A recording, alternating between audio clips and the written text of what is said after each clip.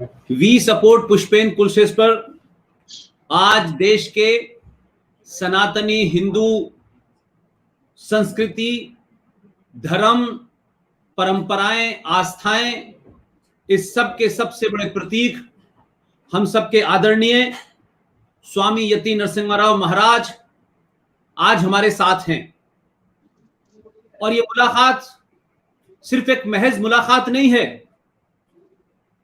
इस बातचीत के माध्यम से पूरे देश में पिछले कई सालों से जो अराजक, आतंकी, जिहादी, इस्लामिक मानसिकता ने इस देश को ग्रस्त रखा है, हर छोटी बड़ी बात पर वो भारत के संविधान को, भारत के मान्यताओं को, परंपराओं को धत्ता बताते हुए हर एक के कत्ल का ऐलान करते हैं। इन लोगों की बड़ी ख्वाहिश है कि ये खुद तय करते हैं कि किसने इनके मोहम्मद की गुस्ताखी की, रसूल की गुस्ताखी की, और ये अपने आप को समझते हैं कि संविधान से भी ऊपर हैं। और कौन सी किताब ये मानते हैं जिस किताब का भारत में कोई लेना देना नहीं है। हाल के दिनों में नरसिंह महाराज जी ने जिस तरीके से डासना के वो महंत हैं, महाराज हैं, उस मंदिर में कुछ लोगों ने घुसने की कोशिश की और वो सारा मामला पूरे देश के सामने है। लेकिन पिछले 15 दिन से मैं लगातार देख रहा हूं देश के अलग अलग शहरों में ये सड़क छाप जाहिल मुफ्ती मौलाना, अपने आप को हाफिज और सईद कहने वाले, ये तमाम सारे लोग जगह जगह प्रेस कॉन्फ्रेंस कर रहे हैं और भारत के संविधान की, भारत के प्रशासन को ठेंगा दिखाते हुए हर एक की गर्दन काटने का ऐलान कर रहे हैं। चाहे ये कोई मुफ्ती यासिर नदीम हो जो विदेश में बैठा आईएसआई का रिक्रूटर है, या फिर कोई एक मौलाना मुफ्ती है, मुफ्ती सलमान, ये तरह तरह के आह्वान कर रहे हैं कि दिल्ली की सड़कें भर दी जाएंगी, गुस्ताखे रसूल का कत्ल होगा और हम बर्दाश्त नहीं करेंगे, ये गर्दनें रसूल की हैं, हम कटवाएंगे। यति नरसिम्हा जी, आखिर ये माजरा क्या है और क्यों आप इनके निशाने पे हैं, और आपका क्या कहना है इस बारे में? देखिए, मैं बातचीत शुरू करूं उससे पहले मैं आपको नमन करना चाहता हूं, आपको प्रणाम करना चाहता हूं। पुष्पेंद्र जी, सनातन का जब इतिहास लिखा जाएगा, कल भविष्य सनातन का इतिहास लिखेगा, तो सबसे चमकदार सितारों में से एक सितारे का नाम होगा पुष्पेंद्र कुलश्रेष्ठ। आपके साथ बैठना, आपके साथ बैठना, आपके साथ बात करना, ये मेरे एक सपने के सच होने के जैसा है और मैं आपके साथ बैठकर बहुत ही गौरवान्वित महसूस कर रहा हूं। बहुत सम्मान आपके प्रति। एक बार हम भोपाल में मिले थे, मैंने आपको तब भी बताया था, आपके प्रति बहुत सम्मान, बहुत आदर है मेरे मन में। जिस तरह से आप लोग, आप हैं और कुछ साथी हैं हमारे, अब एक बहुत बड़ी परिवर्तन की लहर आप लोग ले आए हो और ये परिवर्तन की लहर ही इतिहास बनाएगी और भूगोल बदलेगी। पुष्पेंद्र जी, मेरा बहुत मानना है, देखिए, हम हिंदुओं से सबसे बड़ी गलती क्या हुई, पिछले 1400 साल से हम सबसे बुरे शिकार हैं इस्लाम के जिहाद के।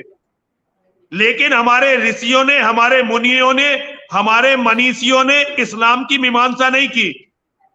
जो आज पुष्पेंद्र कुलश्रेष्ठ जी कर रहे हैं, जो आज तुफैल चतुर्वेदी जी कर रहे हैं, जो आज अंकुर आर्य, राहुल आर्य जैसे छोटे छोटे बच्चे, आप तो फिर भी वरिष्ठ हैं, बालों में भी बिल्कुल चांदी हो गई है, लेकिन आज तो छोटे छोटे बच्चे भी आपको देख देख के बहुत बड़ा काम कर रहे हैं।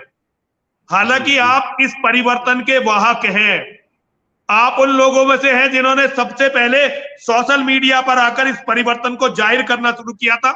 इन गवारों के, इन जाहिलों के, जिन्हें इस देश में यह बता दिया गया कि नहीं नहीं, ये तो बहुत शांति प्रिय हैं, आपने इस आभा मंडल को तोड़ा है। देखिए, एक बहुत बड़ा दुर्भाग्य है हम लोगों का, हम लोग इस्लाम के इतने बुरे निरीह शिकार होकर भी इस्लाम के बारे में बोल नहीं पाए। तो इन जाहिलों को यह गलतफहमी हो गई थी कि इनके यहां भी कुछ अच्छा है। और पुष्पेंद्र कुलश्रेष्ठ जी वो व्यक्तित्व हैं जिन्होंने इस गलतफहमी को धोने का काम किया है। तो आपको बहुत बहुत प्रणाम करता हूं, बहुत बहुत नमन करता हूं। और मां और महादेव से प्रार्थना करता हूं कि हम लोग साथ बना रहे हमारा। अगर हम लोगों का साथ बना रहेगा तो परिवर्तन इतनी तेजी से आएगा कि ये जाहिल गवार लुटेरे, संगठित डाकू, ये इसकी कल्पना भी नहीं कर सकते। देखिए, मेरे खिलाफ जो ये षड्यंत्र है, ये कोई विशेष बात नहीं है, ये आपके खिलाफ भी है, ये हर उस व्यक्ति के खिलाफ है जो इनकी सच्चाई को दुनिया के सामने ला रहा है। बस ये है कि इन्होंने पहला टारगेट मुझे रख लिया, मैं खत्म हो जाऊंगा, मुझे मार देंगे तो अगला टारगेट पुष्पेंद्र कुलश्रेष्ठ होंगे, उसके बाद अगला टारगेट अंकुर आर्य होगा, फिर शुभम मंगला होंगे, फिर तुफैल चतुर्वेदी जी होंगे, फिर संजय दीक्षित होंगे, फिर नीरज अत्री होंगे। इस तरह से जितने भी बोलने वाले हैं, हम लोग एक एक करके इनका टारगेट होने वाले हैं। और इसमें मैं आपको ये बताना चाहता हूं पुष्पेंद्र जी, जो मेरा मानना है, हो सकता है मैं गलत हूं, गलती इन जाहिल लुटेरों की नहीं है भाई। इन लुटेरों का तो अपना एक गिरोह है, उस गिरोह के नियम है, उस गिरोह का एक इनका अपना सरगना था, ये उसको फॉलो करते हैं, ठीक है जी। तो उसकी इज्जत को बचाना इनका काम है। गलती हमारी है जिन्होंने इस्लाम को नहीं पढ़ा, नहीं सीखा और अपने लोगों को नहीं समझाया। मेरे कत्ल का फतवा दे रहे हैं, कोई बड़ी बात नहीं है, इनका काम है। पिछले 1400 साल से जिसने भी इन्हें दर्पण दिखलाया है उसको इन्होंने मार दिया है। लेकिन दिक्कत पुष्पेंद्र जी ये है कि भारत जैसे देश में जो इतने आघातों प्रतिघातों के बाद हिंदुओं को एक छोटी सी जगह नसीब हुई, जो संस्कृति, जो सभ्यता कभी पूरे विश्व को जगत गुरु के रूप में आलोकित करती थी, आज उसकी अंतिम शरण स्थली 1947 का जो बंटवारा हुआ, उस बंटवारे में हमें ये टुकड़ा मिला था। आज हम इस टुकड़े में भी इतने सुरक्षित हैं कि ये हमारे कत्ल के फतवे दे सकते हैं। ये हम सबके लिए चिंता की बात है। देखिए पुष्पेंद्र जी, मैं एक बात बताना चाहता हूं, कमलेश तिवारी जी मेरे छोटे भाई जैसे थे।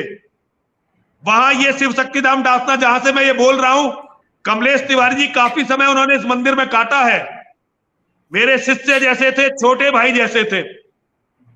जब कमलेश तिवारी जी ने एक बयान आजम खान का काउंटर कर दिया था, आजम खान ने कुछ शब्द आरएसएस वालों के लिए कहे थे, कमलेश तिवारी जी को बड़ा गुस्सा आया और उन्होंने कहा भाई नहीं, ये आरएसएस वाले ऐसे नहीं होते, तुम्हारा रसूल ऐसा था, तुम्हारा मोहम्मद ऐसा था। तो उनके कत्ल का फतवा निकल गया। मैंने कमलेश तिवारी जी से बहुत झगड़ा किया, मैंने कहा पंडित जी ये बहुत बुरी बात है, बुद्धि लगाओ, रसूल के खिलाफ मत बोलो, क्योंकि ये उसे मार देते हैं जो रसूल की सच्चाई दुनिया को बताता है। कमलेश तिवारी जी मेरी बात नहीं माने, उन्होंने बयान भी जारी कर दिया, फिर 1 साल जेल भी रहकर आए, उसके बाद उनकी गर्दन भी काट दी गई।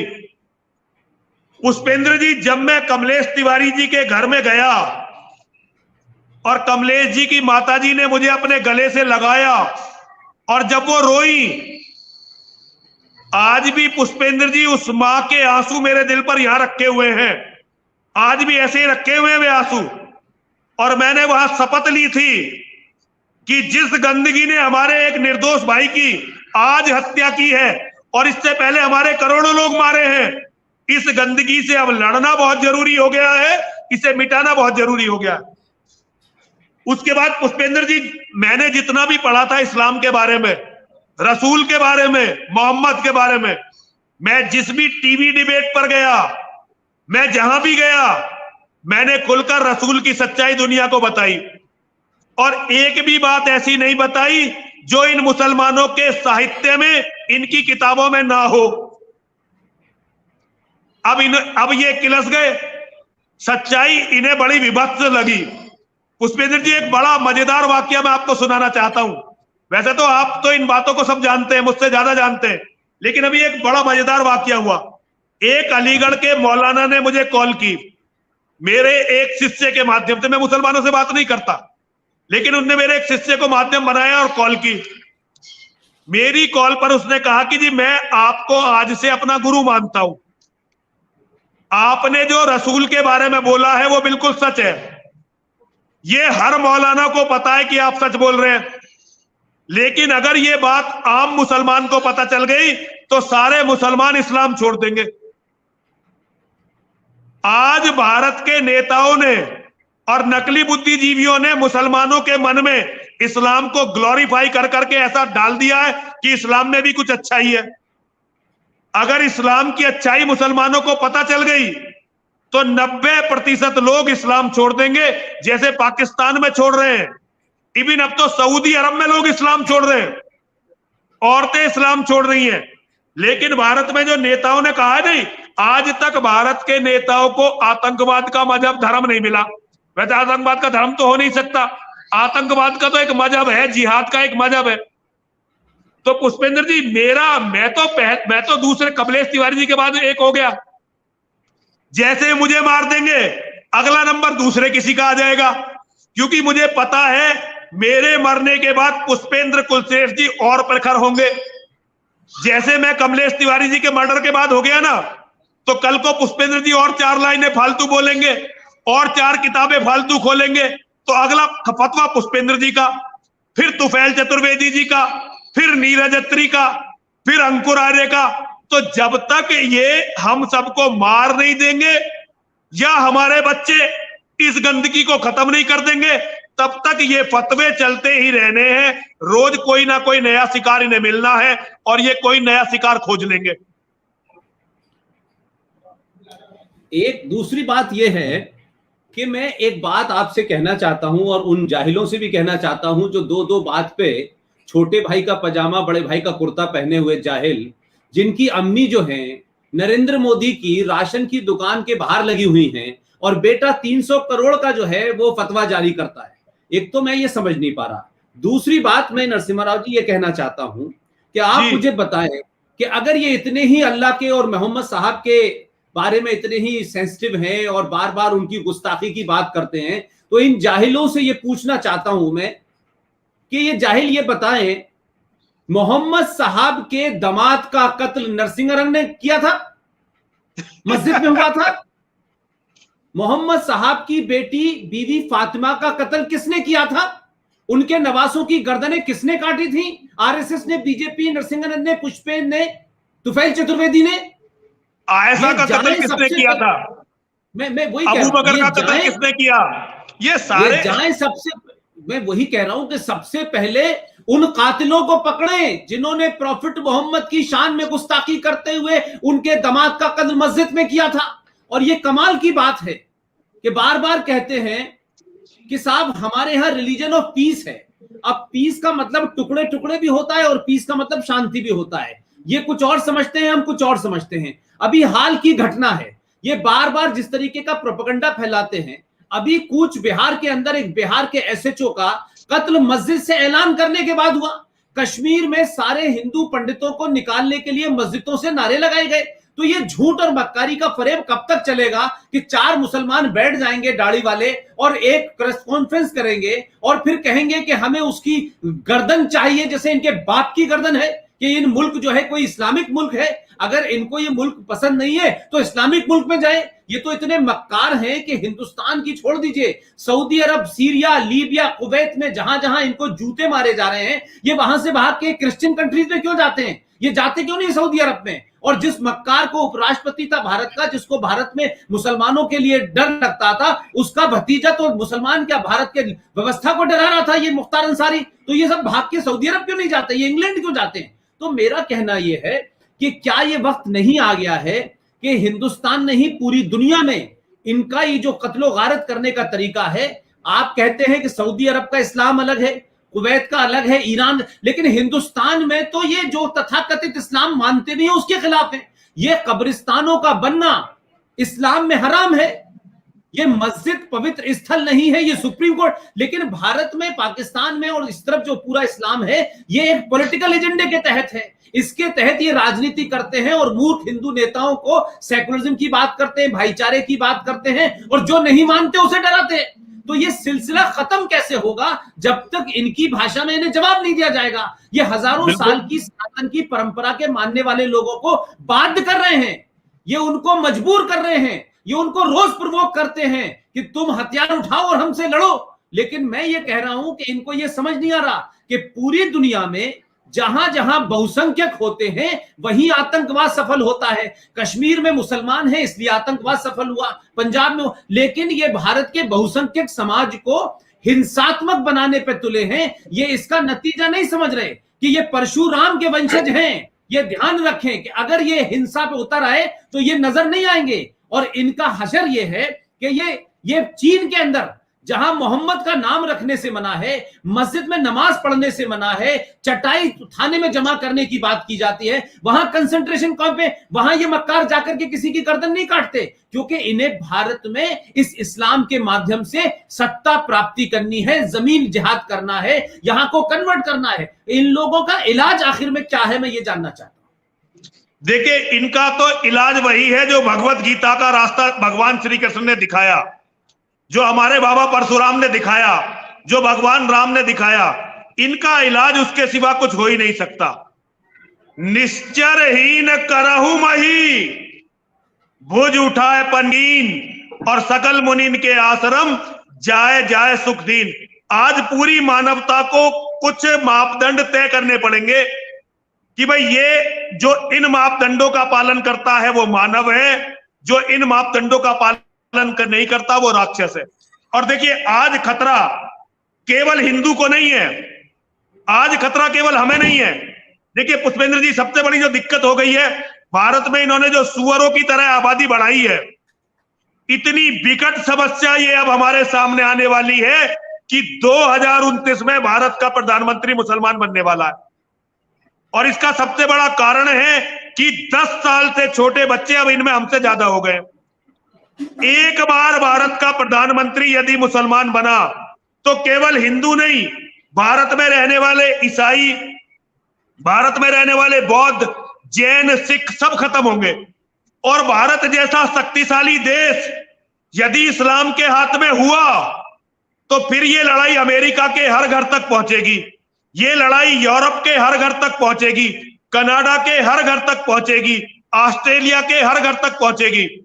तो आज पूरी दुनिया को इनके सामने एक होकर खड़े होने की जरूरत। देखिए, दुनिया में समस्याएं बहुत ज्यादा हैं, हर जगह अलग अलग समस्याएं हैं, लेकिन इस्लाम का जिहाद ये पूरी मानवता की एक साझा समस्या है जो दुनिया के हर गैर मुस्लिम के सामने आनी ही आनी है। और जिस तरह से इनकी जनसंख्या बढ़ रही है, ये पूरी दुनिया का सबसे बड़ा खतरा है। ये रक्त बीज हो गए हैं, रक्त बीज। राजनीति के पाखंडी कायरों ने इन्हें भस्मासुर बना दिया है। अब अंतिम संग्राम लड़े बिना, आज लड़ाई करे बिना हम इनसे बच नहीं सकते। और देखिए, सरकारों का इसमें कोई रोल हो तो होना तो चाहिए था, लेकिन भारत में किसी की भी सरकार हो, वो इतनी बड़ी मॉब से लड़ना नहीं चाहती। आधिकारिक रूप से ये अब 22-23 करोड़ है, लेकिन अनाधिकारिक रूप से लगभग 40 करोड़ है। अब इस 40 करोड़ के समूह से कोई भी सरकार टक्कर नहीं लेना चाहती, लेकिन इस 40 करोड़ के समूह का लक्ष्य है कि हमारी एक एक बेटी को रखेल बनाना, हमारी एक एक बेटी से बलात्कार करना, हमारे बच्चों का कत्ल करना, हमारी संपत्ति को लूट लेना, हमारे मंदिरों को तोड़ देना। ये इन 40 करोड़ भूखे नंगे लोगों का लक्ष्य है। और आज दुर्भाग्य इस बात का है कि पूरी दुनिया में हिंदू एक ऐसी कौम हो गई है जो इनका जवाब नहीं दे पा रही। पुष्पेंद्र जी, सबसे बड़ा दुर्भाग्य है कि 1400 साल से इन्हें झेल रहे हैं, 1400 साल से कत्लो गारत देख रहे हैं, आज भी कंफ्यूज हैं और हमारी राजनीति कंफ्यूज है। डोनाल्ड ट्रंप राष्ट्रपति बने अमेरिका के, पहले भाषण में कहा इस्लामिक टेररिज्म।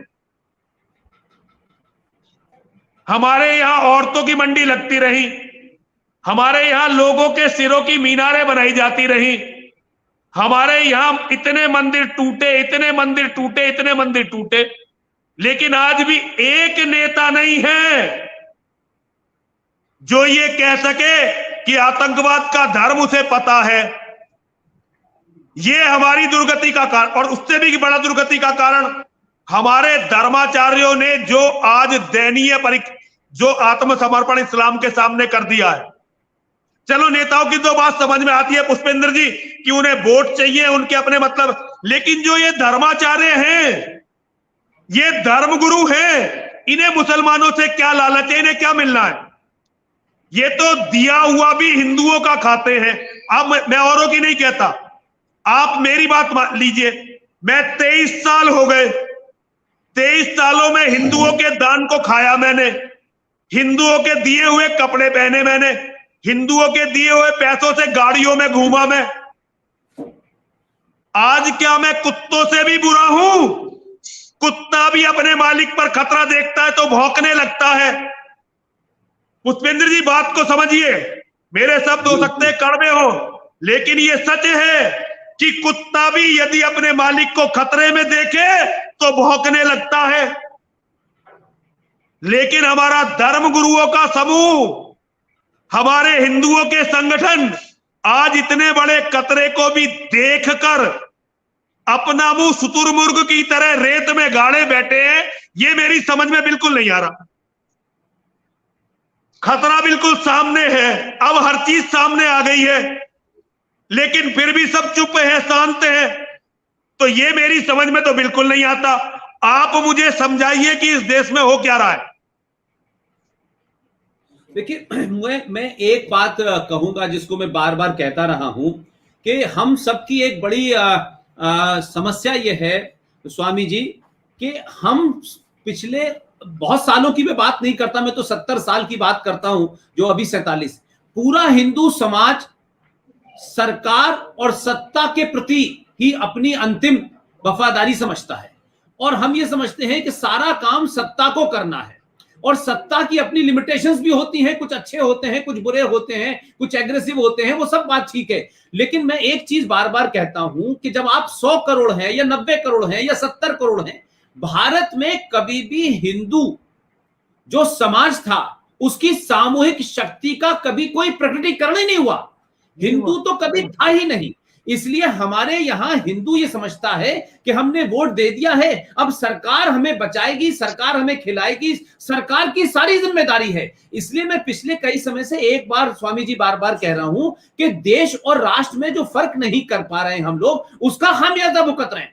हम समझते हैं कि देश ही सब कुछ है, देश एक भूमि का टुकड़ा है, उसकी सेना उसकी सुरक्षा करती है, उसका प्रधानमंत्री है, उसमें कोर्ट है, कचहरी है, पुलिस है। ये संविधान से चलेगी, कितने भी बड़े राष्ट्रवादी आ जाएं। लेकिन जब समाज की सामूहिक शक्ति होती है तो सरकारें आपकी बात को सुनती हैं। भारत के हिंदू समाज ने पिछले 70 सालों में बार बार यह कहा कि हम यादव हैं, ठाकुर हैं, ब्राह्मण हैं, बनिया हैं, अगड़ा हैं, पिछड़ा हैं, इसलिए आपकी शक्ति को छीड़ कर दिया गया। लेकिन आप देखें कि मैं ये नहीं कहता कि कोई बड़ा बदलाव है, लेकिन हम सबकी उम्र के सामने हम 2014 में कौन सत्ता पे आया, स्वामी जी मैं कभी उसको बहुत महत्व नहीं देता, लेकिन मैं एक इसमें लाइट देखता हूं।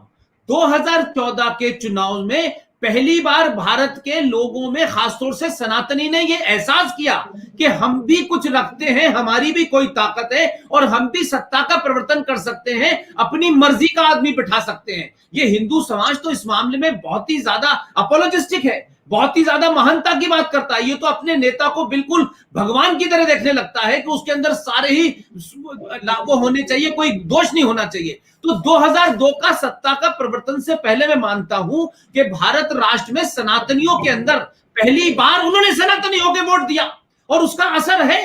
ये मैं मानता हूं कि सब कुछ नहीं ठीक हो जाएगा, लेकिन ये सामूहिक शक्ति का प्रदर्शन है। जब तक समाज, खासतौर से हिंदू समाज, सामूहिक शक्ति नहीं बनाएगा, मैं मानता हूं कि आप किसी बड़े से बड़े हिंदूवादी को नेता बना दीजिए, वो आपकी बात नहीं सुनेगा। इसलिए ये 25 करोड़ सामूहिक शक्ति से मायावती, मुलायम सिंह, नीतीश कुमार सबको बैठाते हैं और उनसे नाजायज काम कराते हैं। क्या कांग्रेस के जमाने, नरसिम्हा राव के जमाने 3 जघन्य अपराध किए, लेकिन भारत के कभी सनातनी हिंदू समाज ने उस तरफ सोचा कि आपने प्लेसेस ऑफ वर्शिप एक्ट बना दिया गया।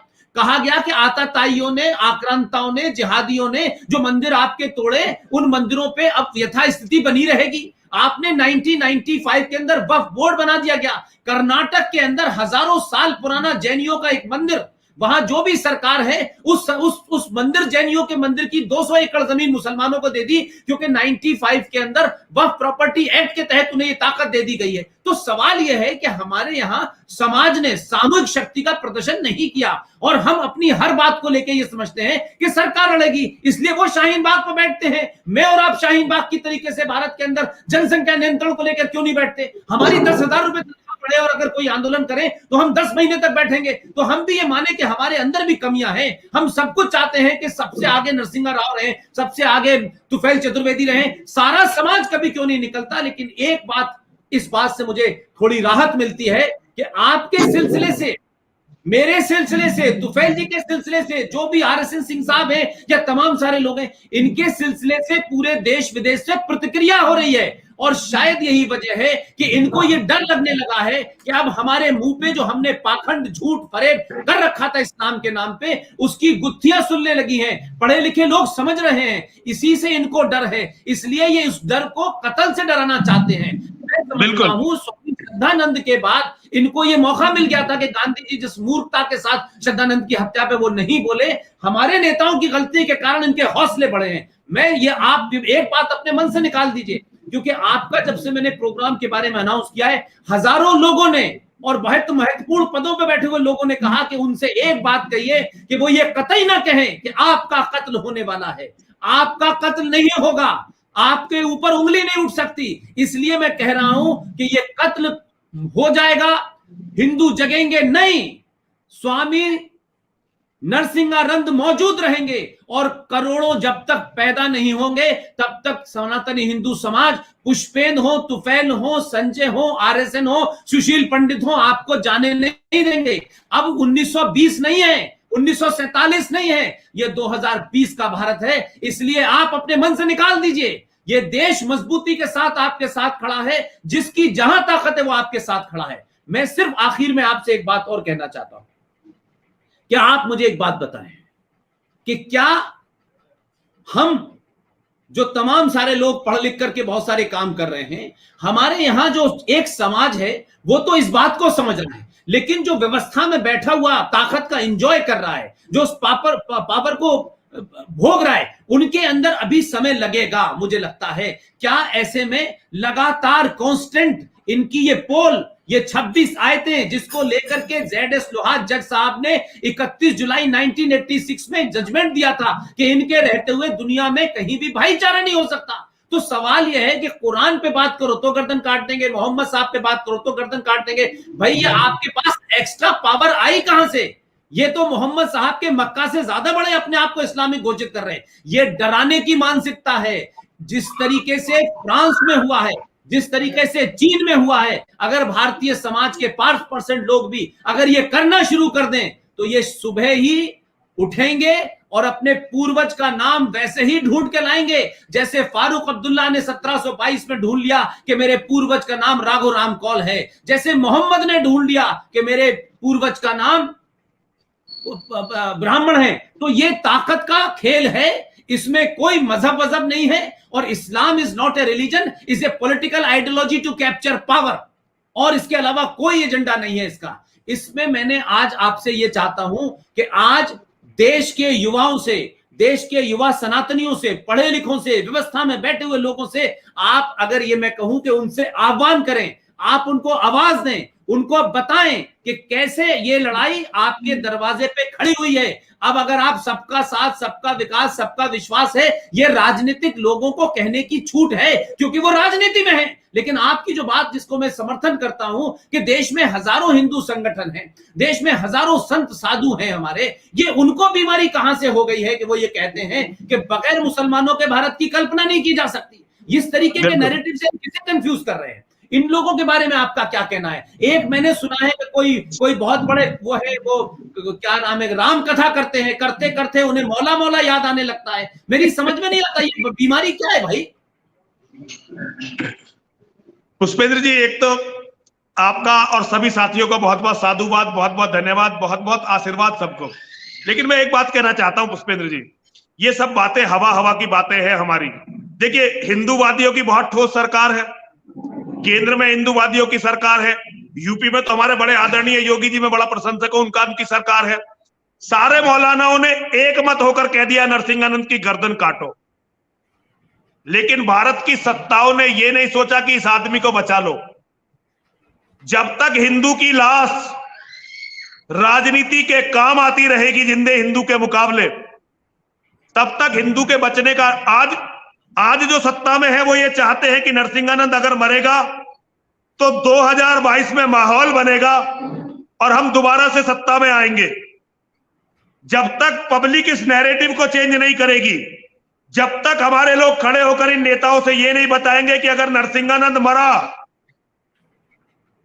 तो इसके दोषी हम मुसलमानों से ज्यादा तुम्हें मानेंगे, क्योंकि तुम्हें हमने हिंदू को बचाने के लिए वहां बैठाया था।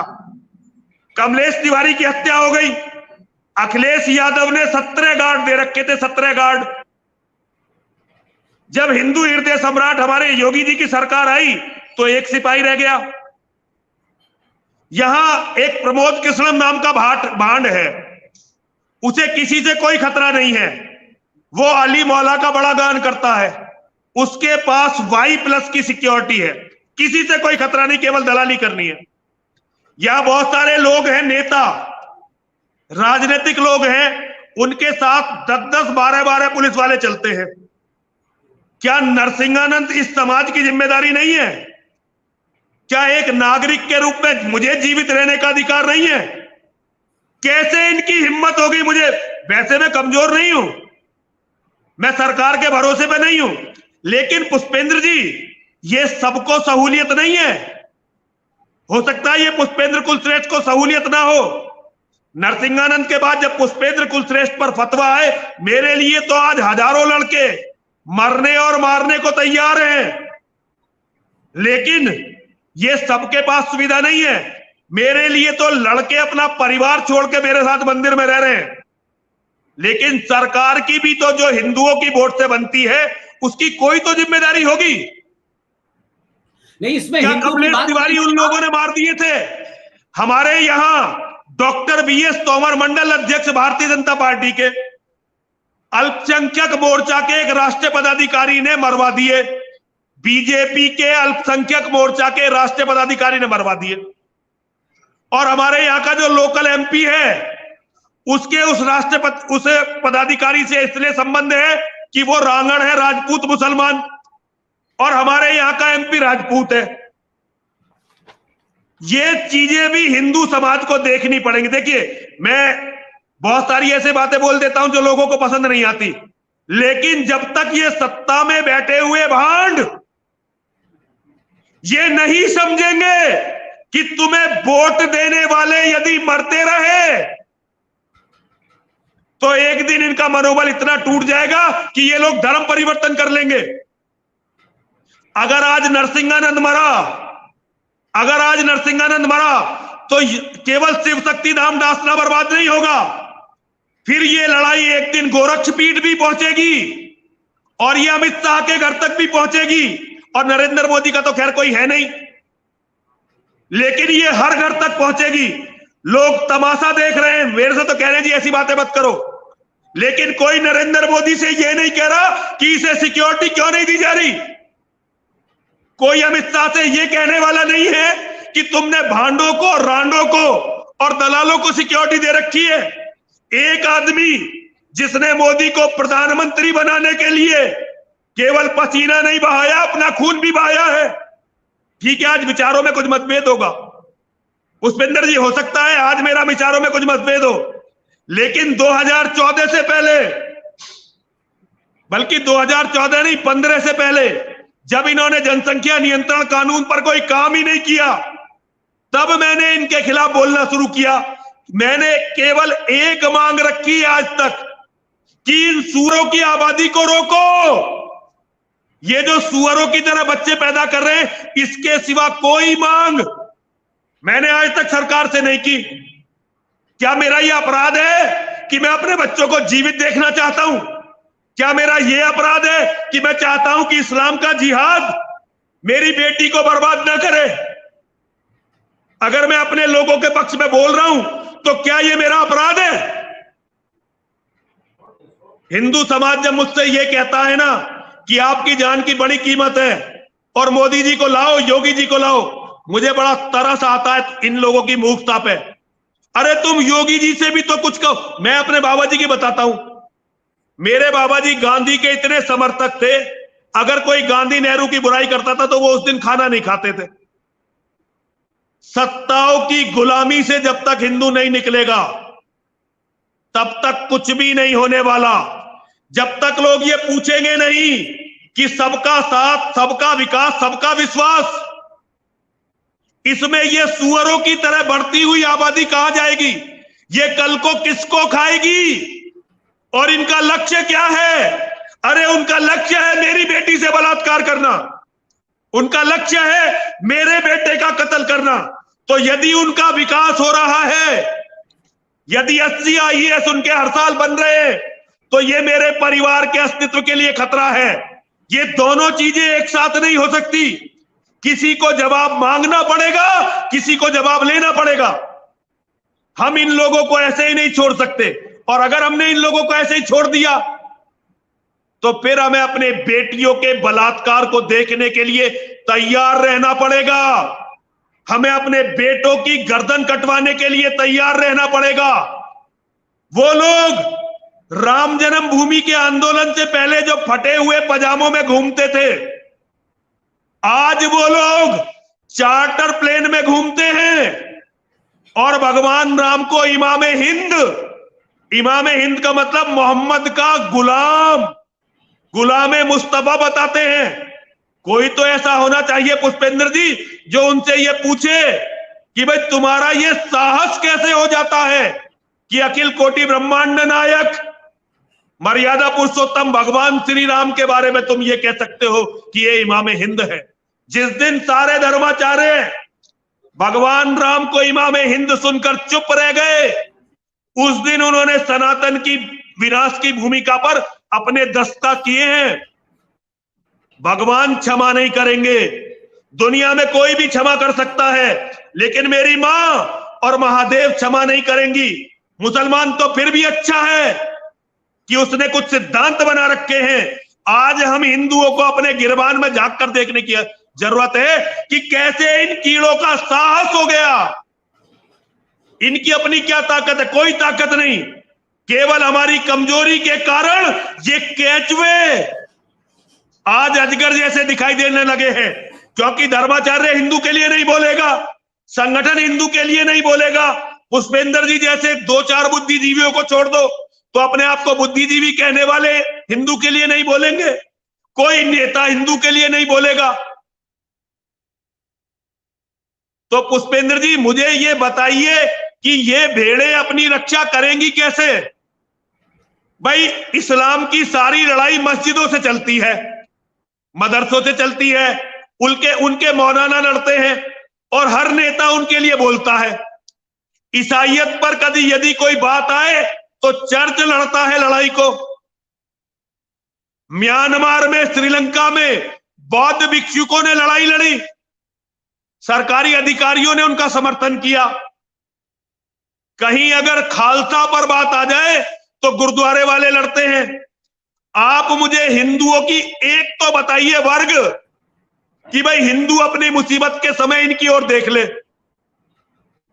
मुझे एक जैसे मैं नरसिंहानंद सरस्वती हूं, अब पुष्पेंद्र कुलश्रेष्ठ जी तो मेरा बड़ा पक्ष ले रहे हैं, मेरे साथ कार्यक्रम कर रहे हैं, मेरी पीड़ा को सुन रहे हैं, लेकिन भारत में एक जगह बताओ जहां मैं जाकर रोऊं कि भाई मुझे सिक्योरिटी दिलवा दो, मुझे मरने मत दो।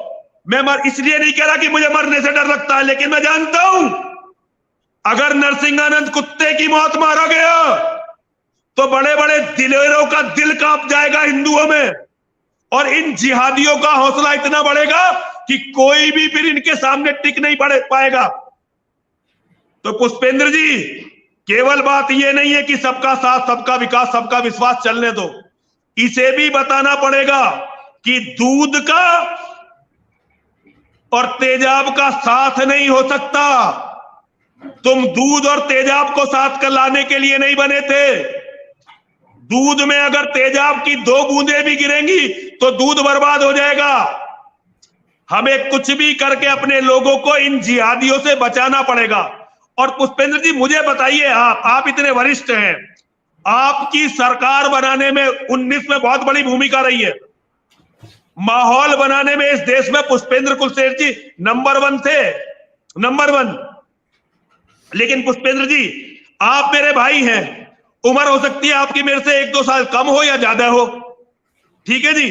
अब आप मुझे ये बताओ, मैं अपनी सुरक्षा के लिए अपनी पीड़ा लेकर कहां जाऊं? मैं किससे कहूं कि मुझे भी जिंदा रहने का इस देश में उतना ही हक है जितना इन आतंकवादियों को है, जिन्हें तुम अपना दामाद बना लेते हो। और पुष्पेंद्र जी, हामिद अंसारी का सच तो इस दुनिया में सब जानते हैं, लेकिन कभी अब्दुल कलाम के सच पर भी तो इस देश में डिबेट होनी चाहिए। अब्दुल कलाम, जिसे अमेरिका में अपने डॉक्यूमेंटों में father of Islamic atom bomb बोला जाता है, उस अब्दुल कलाम के बारे में भी तो बात होनी चाहिए इस देश में। उसे कौन करेगा? क्योंकि नेताओं को तो बाप है वो, सारे नेताओं का और सारे स्टूडेंट। अरे हम सच को जानते ही नहीं है। नंगा सच लोगों के सामने आना चाहिए, चाहे उसकी कीमत कुछ भी हो। अगर नंगा सच लोगों के सामने नहीं आया और लोगों ने नंगे सच को स्वीकार नहीं किया, तो धरती पर महादेव भी अवतार लेकर अब सनातन को बचा नहीं सकेंगे। अगर एक बार 2029 में भारत का प्रधानमंत्री मुसलमान बना, तो ये हम सबके लिए एंड ऑफ द रोड होगा। अपनी सत्ताओं में जो कौम जीवित नहीं रह पाई, वो मुसलमानों की सत्ताओं में बच नहीं सकेगी। वही असर होगा जो पाकिस्तान में हिंदुओं का हो रहा है, जो कश्मीर में हुआ, जो बांग्लादेश में हो रहा है। पुष्पेंद्र जी, कुछ भी करके इस महाविनाश को रोकिए। ये आपकी जिम्मेदारी है व्यक्तिगत, क्योंकि समाज में हिंदूवाद के नाम पर आज जितना आपका विश्वास है, उतना किसी दूसरे का विश्वास नहीं है। कोई भी लड़का ऐसा नहीं है आज भारत का हिंदू युवा जिसकी मोबाइल में पुष्पेंद्र कुलश्रेष्ठ की वीडियो ना हो, जो पुष्पेंद्र कुलश्रेष्ठ को फॉलो ना करता हो, जो पुष्पेंद्र कुलश्रेष्ठ की बात ना मानता हो।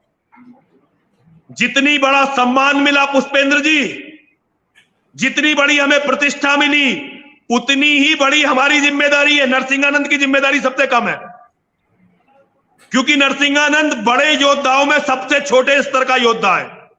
तो मेरी जिम्मेदारी आप सब में सबसे कम है। लेकिन जिसको जनता से जितना सम्मान मिला है ना पुष्पेंद्र जी, उसकी जिम्मेदारी, और उसमें नंबर 1 है आप नंबर 1 है, सबसे ऊपर आप हैं। तो आज सनातन के और पुष्पेंद्र जी, ये बहुत बड़ा सम्मान होता है। आज मोदी का सम्मान भी उतना बड़ा नहीं है, अमित शाह का सम्मान उतना बड़ा नहीं है, मोहन भागवत का, और पुष्पेंद्र जी मोहन भागवत का सम्मान उतना बड़ा नहीं है जितने बड़े आज पुष्पेंद्र कुलश्रेष्ठ हैं। और किसी कौम का हीरो होना, कई जन्मों की तपस्या के बाद पुष्पेंद्र जी किसी को यह सम्मान मिलता है कि वो अपनी कौम का हीरो बनता है। इसीलिए मेरा बहुत विनम्र अनुरोध है आपसे, और ये मेरा, आपने आज मुझे यहां बैठा कर मेरे दिल को छुआ है। मैं ये जानता हूं कि आज मैंने जो बोला है ना, वो हर हिंदू तक पहुंचना है, क्योंकि लोग इंतजार कर रहे थे कि नरसिंहानंद पुष्पेंद्र कुलश्रेष्ठ जी के लाइव में आएंगे कभी और हम दोनों को सुनेंगे। तो आपके कारण मेरी बहुत सारी बातें आज हिंदुओं के पास पहुंच जाएंगी। इसीलिए मैं आपसे व्यक्तिगत रूप से आपसे अनुरोध करता हूं, आज समय यह भी है कि हम सत्ताओं में बैठे हुए लोगों को भी ये बताएं कि भाई हमारी वजह से सत्ता में हो, अगर हम नहीं रहेंगे तो सत्ताएं भी नहीं रहने वाली हैं। फिर तुम्हारी दुर्गति हमसे ज्यादा। नरसिंहानंद की मौत कोई ताज्जुब नहीं है। पुष्पेंद्र जी, मैं अपनी मौत को स्वीकार करके इस मंदिर में बैठा हुआ हूं। 95% आबादी मुसलमानों की है। गोली किधर, मंदिर में दरवाजे भी नहीं है। आर्थिक रूप से बहुत ही, हमारा कोई ट्रस्ट भी नहीं था पुष्पेंद्र जी, केवल मेरा एक सेविंग अकाउंट था। और अब जब लोगों ने मदद करनी शुरू की, वो सेविंग अकाउंट कोलैप्स हो गया। ट्रस्ट हमारा कोई था नहीं, मनी मैटर हमारा कोई था ही नहीं, हम तो छोटे से प्रचारक हैं। लेकिन पुष्पेंद्र जी, आज मैं इस बात पर गर्व करता हूं कि मैं आपके साथ बैठा। मां ने मुझे इस लायक बनाया कि मैं पुष्पेंद्र कुलश्रेष्ठ जी के साथ बैठ सकूं। और ये सारी बातें मुझे बहुत ऊर्जा देती हैं। आपका बहुत बहुत साधुवाद है, बहुत बहुत धन्यवाद है। और मैं चला भी जाऊं तो कोई दिक्कत नहीं है पुष्पेंद्र जी, लेकिन जैसे कमलेश तिवारी की मृत्यु के बाद इस मोहम्मद का सच पूरी दुनिया के सामने लाने का बीड़ा मैंने उठाया, जानबूझकर उठाया, ये जानते हुए आप कभी किरण तिवारी से अगर मिले तो आपको पता चलेगा पुष्पेंद्र जी की कितना जाकर मैं घर में लड़ा कमलेश तिवारी से। मैंने कहा माफी मांग ले, जान बच जाएगी। लेकिन तिवारी जी की मृत्यु के बाद पूरी जिद के साथ, पूरे स्वाभिमान के साथ, पूरे अहंकार के साथ मैंने ये शपथ ली कि इस मोहम्मद का सच पूरी दुनिया को बताकर रहूंगा। मुझे अपनी मौत का ना दुख है ना अफसोस है। मैं तो भगवान पर चढ़ा हुआ, देवताओं पर चढ़ा हुआ एक फूल हूं जो बहुत पहले देवताओं को समर्पित हो गया था। अब देवताओं की इच्छा है मैं कितने दिन जिंदा रहूंगा। लेकिन मैं आप सभी से कहना चाहता हूं, नरसिंहानंद अंतिम होना चाहिए। मुझे बहुत खुशी होगी यदि नरसिंहानंद अंतिम हो और इसके बाद ये कौम जाग जाए और कौम नेताओं से ये कहना सीख ले कि नरसिंहानंद के कत्ल में तुम्हारी जिम्मेदारी कितनी है, तुमने क्यों नहीं सुरक्षा दी। और मेरे नौजवान इन जिहादियों से ये कहना सीख ले कि अगर हमारे गुरुजी मारे गए तो अब हम अपने गुरुजी का प्रतिशोध लेंगे। यदि मेरी कौम ने यह सीख लिया तो एक दिन सनातन वैदिक राष्ट्र बनकर रहेगा और ये इस्लाम नाम की गंदगी जड़ से खत्म होगी। और अगर ये नहीं सीखा गया, नरसिंहानंद का कत्ल यदि अंतिम नहीं हुआ, नरसिंहानंद के बाद किसी और का नंबर आ गया, फिर कौम नहीं बचेगी। क्योंकि भगवान गद्दारों को नहीं बचाते। भगवान के यहां विश्वासघात से बड़ा कोई भी पाप नहीं होता। तो मेरा इतना ही कहना है पुष्पेंद्र जी, बहुत बहुत धन्यवाद आपको। एक लाइन, आपने जो बात 2029 की कही है कि 2029 में जिस तरीके से इन्होंने जनसंख्या बढ़ रही है, 2029 में भारत के अंदर मुसलमान प्रधानमंत्री होगा। मैं आपकी इस बात को इसलिए एंडोर्स करना चाहता हूं और उन युवाओं को जो आपको सुन रहे हैं देश दुनिया के अंदर, कि याद रखें कि भारत में पहला मुसलमान गृह मंत्री 1989 में हुआ था, कश्मीर का था। और 1989 में 2 दिसंबर 1989 को शपथ ली भारत के पहले मुसलमान गृह मंत्री ने, वीपी सिंह प्रधानमंत्री थे। और मात्र 54 दिन के अंदर 19 जनवरी 1990 को कश्मीर, जहां मुसलमान बहुसंख्यक थे, वहां से हिंदुओं का पलायन और 2500 का कत्ल हुआ। आज कश्मीर में हिंदू ढूंढे हुए नहीं मिलता है। आपकी बात को मैं इसलिए तायद करता हूं, सपोर्ट करता हूं, एंडोर्स करता हूं कि जब एक गृह मंत्री, प्रधानमंत्री हिंदू होते हुए मुसलमान होता है तो वो कश्मीर के अंदर कश्मीरी हिंदू पंडितों का नरसंहार करा देता है और देश में खबर नहीं बनती। तो 2029 में जिस खतरे की तरफ आप लोगों की तरफ इशारा कर रहे हैं, उसकी पहली नींव 1989 में रखी जा चुकी है।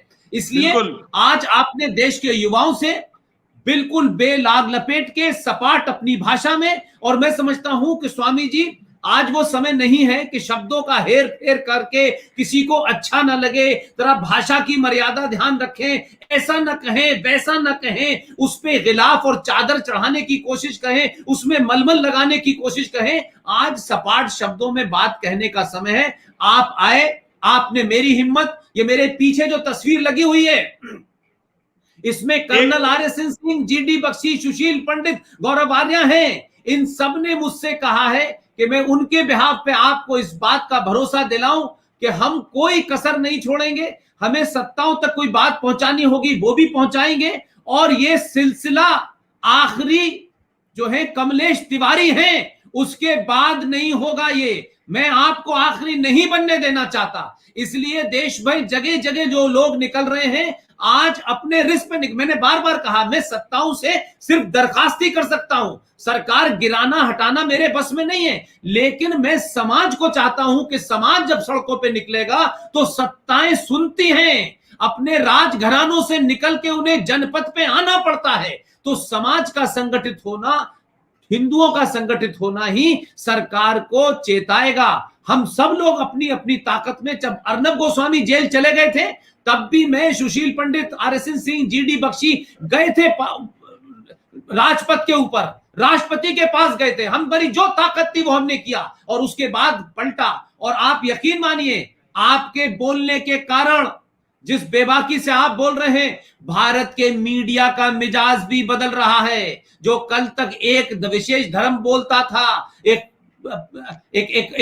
उसका नाम लेने से डरता था, आज भारतीय मीडिया का चरित्र बदला है। इसीलिए समाज में जागृति आ रही है। इसलिए ये नरसिंह राव की हत्या करना चाहते हैं कि अगर ये हत्या कर देंगे तो फिर हम मैसेज देंगे जिसकी तरफ आप बहने। आपकी हत्या ना कोई माई का लाल कर सकता है, ना किसी में हिम्मत है।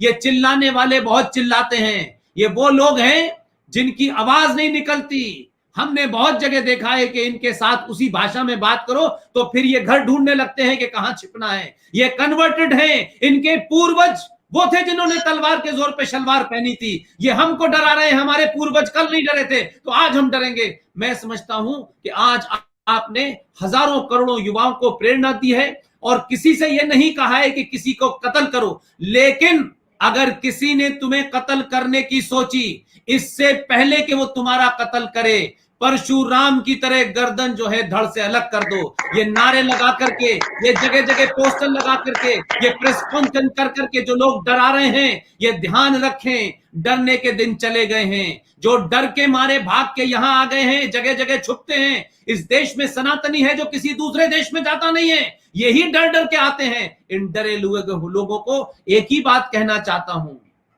1400 साल से भाग रहे हो, 1400 साल में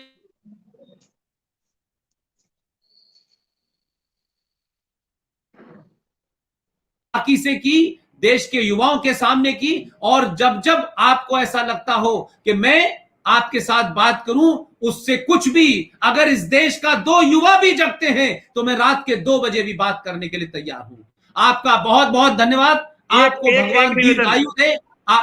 पुष्पेंद्र जी, एक निवेदन, मैं यहाँ शिव शक्ति धाम में मैं शिव शक्ति धाम दासना में आपके दर्शन करना चाहता हूँ। मैं चाहता हूं कि आप यहां आए, मेरी मां के दर्शन करें और मैं आपके दर्शन करूं। आप जब कहेंगे मैं हाजिर हो जाऊंगा। नहीं, आप किसी दिन आइए, मैं आपके दर्शन यहां मां के दरबार में करना चाहता हूं। आप मेरी मां के दर्शन करिए और मैं आपके दर्शन करके आपको एक फूल माला पहनाना चाहता हूं, आपके जैसे योद्धाओं को। और आपको एक फूल माला पहनाकर मैं अपने आप को बहुत गौरवान्वित महसूस करूंगा।